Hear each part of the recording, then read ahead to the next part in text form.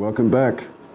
From a screaming eagle to a gentleman regal, from a boot to 10 salute, from a Southeast Asian region to the American Legion, a soldier who would in service of his country find a calling in carrying their fellow comrades fallen.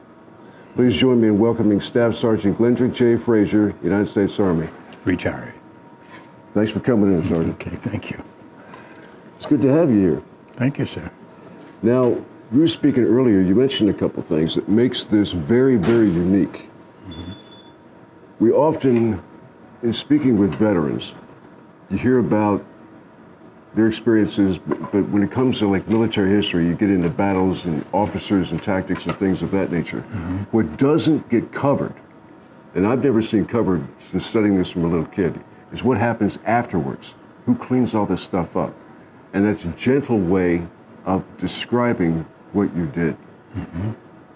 So it's absolutely fascinating, but you have a storied history because you came from a storied unit, the 101st Screaming Eagles. Yes, we had a van, an ambulance, a black, we painted the big cross off, and it was all black. And we would go out on the airstrip and we'd sit there. When the bodies came in, we would go pick them up and put them on, and everybody's looking at us because we were carrying these guys out. Right, yeah. I also had to deal with Vietnamese dead and the Viet Cong dead, the communist bodies too, put them in the proper place and all of that. See, here's the thing. This is what you never hear about, mm-hmm. You know? I've been studying, reading military history since I was a little boy, mm-hmm. And I've never run across anything about this. Mm-hmm. At most, in some of the books about World War II, for example, they say they hastily dug graves, you know, and they put the soldiers, they attached the bayonet to the rifle, stick it in the ground, put his helmet on top. Yeah, we didn't do that. And move on. That was World War II. That was World War II. That was World War II. Because first Cav was the first large influx in one battle at Drang, yeah. When the first Cav first landed. Drang Valley. We were soldiers, yeah. Yeah, we were soldiers. There were so many of them. We had reefer trucks with the bodies in them, you know, and we had to pull them out, and they was in all kind of conditions, you know. They were decomposing. There was maggots on them, and we had to wash them, you know, get the maggots off of them. Sidebar. Mm-hmm.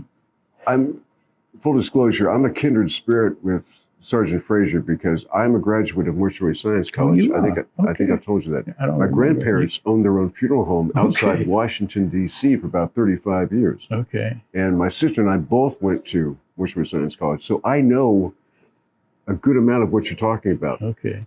But here's the major difference, and it's as different as night is today.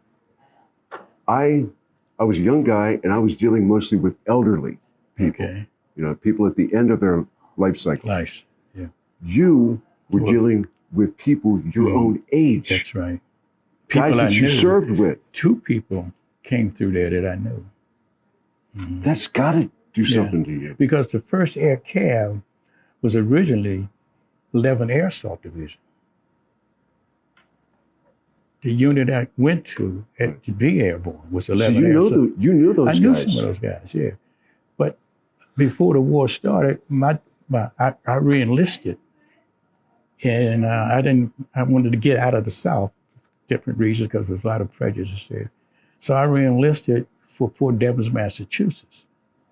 And I went up there, and I was happy up there. Fort Devens, you know, Boston, and the Canadian border and all that. Had a good time there. And I came off of an assignment on the Canadian border, U.S.-Canadian border training. And when I got back from training, I had my field gear, my helmet, I turned my weapon in and all of that, and I went to my bay, my bunk. And the first sergeant, one of the orderlies came up and said, "First sergeant, I want to see you." And I went down to see the first sergeant, and he said, a twitch, which is a message, came through and said, all airborne qualified personnel have to return to jump status. So I went to Fort Campbell, Kentucky. That's not where I wanted to be, but that's where they sent me. Mm-hmm. So I went to Fort Campbell, Kentucky, and I was all right there. I'd already been through jump school at that time. You know, I'd been through jump school. You were already hardcore. Yeah, I knew what I was Screaming doing. Eagle. Yeah. Yeah. No, I wasn't a Screaming Eagle. Oh, not yet? I was in the 11th Air Oh, Assault. excuse me. Yeah. 11th Air Assault. I didn't come to the Screaming Eagles. I re-enlisted while I was in the 11th Air Assault. If I had stayed there, I would have been in the 1st Air Cav. But I didn't know a war was coming. I would have stayed with the 11th Air Assault Division, which was a test. It was a test. That was not an actual combat unit. It was a test to see how the air assault comes in with the helicopters, the Chinooks, and the C-130s and jumping and all of that stuff. Checking out the new technology. The new technology. Yeah. So I didn't know a war was coming. So my re-enlistment came up. And I said, well, I want to get out of the South. You know, I want to go north. If I had re-enlisted and stayed at Fort Benning, I would have been in the 11th Air Assault Division. But I knew one of my sergeants, I didn't like him pretty much. He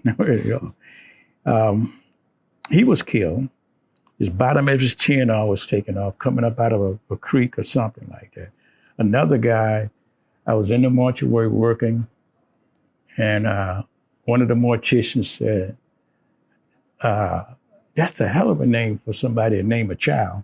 And the guy's name was Prince Charles Cunningham, and he was from New York City. You know, he was one of these young black guys that was all, you know, just sharp. Mm-hmm. And when I was helping prepare another body,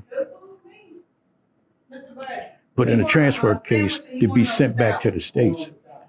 And when I heard this embalmer from the Philippines, he said, that's a hell of a name for somebody to name a child, Prince Charles Cunningham.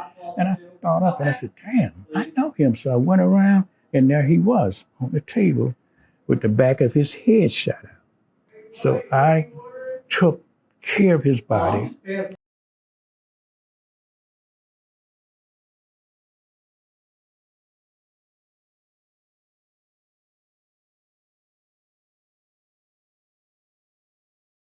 I was drafted in 1961, when I was drafted in the Army, okay, at Fort Hollenberg, Maryland.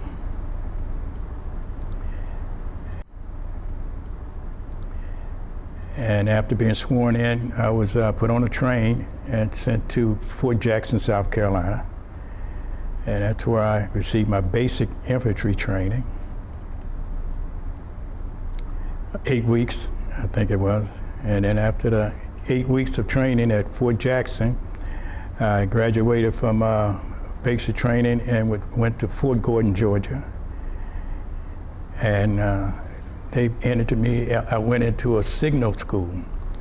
And you won't believe this, but they put me in training to be a teletype operator. Not teletype, but international, no, wait a minute, what did they call it? Teletype. Did it. Oh, Morse code. Morse code, okay. 2 weeks I stayed there, trying to learn, did it, da-da-da, did it, da-da-da, da-da-da, and writing it down, trying to learn it. I couldn't learn it. So they said, well, you're not going to make this school because you're not learning the international Morse code. Because I couldn't keep up with it. The dits and the dots were confusing to me. So then they decided to send me across the base, the Army base, to infantry training because I couldn't do the did stuff, you know, the international Morse code. So I became an infantry soldier. And, you know, all the things that an infantry soldier, the weapons and all of that stuff. And then when I graduated from that, I was shipped to cross the United States to the West Coast, and I was put on a troop ship in California, and I went to South Korea on a troop ship. Got off at Incheon in South Korea, and I was shipped sent to the DMZ. And I was in the 10th Cav, Buffalo Soldiers. That's where I served in Korea. After serving in Korea, I rotated back to the States. I can't remember what I did then. I rotated back to the States, and I went to Fort Irving, California. And I wanted to be on the East Coast, but Fort Irving, California is in the Mojave Desert.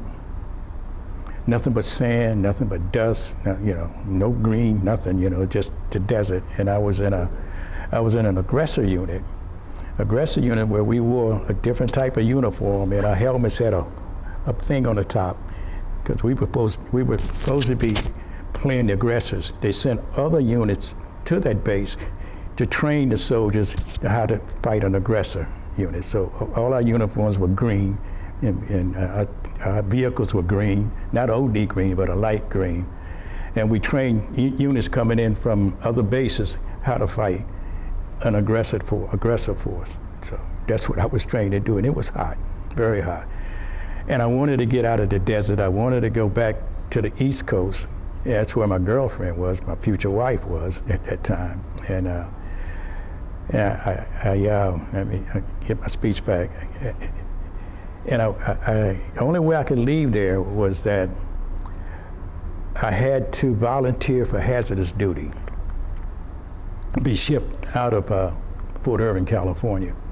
One was to go to EOD school, Explosive Ordnance School, or paratrooper. The paratrooper school was in Fort Benning, Georgia. That was the East Coast as far as, so I volunteered to be a paratrooper. So I had to take a physical test. I had to do so many push-ups. I had to climb ropes that were too big for my little hands to climb on, to go up and touch them. I had to run a certain distance in a certain time frame, and do push-ups and chin-ups and sit-ups and all that, to prove that I was physically able to go to Fort Benning to be a paratrooper. So I passed all the tests. They sent me to Fort Benning, Georgia, and I went to jump school. And I was assigned to a new unit that was just coming online called 11 Air Assault Division.